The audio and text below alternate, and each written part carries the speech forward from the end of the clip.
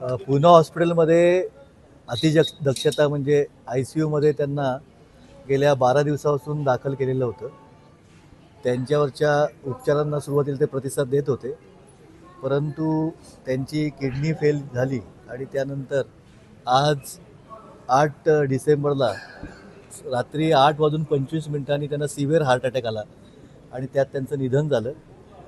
या देशातल्या ज्येष्ठ समाजसेवकाचं डॉक्टर बाबा आढाव यांचं पार्थिव उद्या सकाळी 10 वाजल्यापासून त्यांच्या सगळ्या चळवळीचं केंद्र राहिलेलं आणि इतरही परिवर्तनवादी चळवळीचं केंद्र राहिलेल्या हमाल भवन मार्केट यार्ड पुणे येथे सकाळी 10 वाजल्यापासून ते संध्याकाळी 5 वाजेपर्यंत बाबांचा देह अंत्यदर्शनासाठी ठेवला जाणार आहे. आणि उद्याच संध्याकाळी 5:30 वाजता पुण्यातल्या वैकुंठ स्मशानभूमी नवी पेठ येथे कोणत्याही धार्मिक विधीशिवाय त्यांच्यावर विद्युत दाहिनीमध्ये अंत्यसंस्कार केले जातात.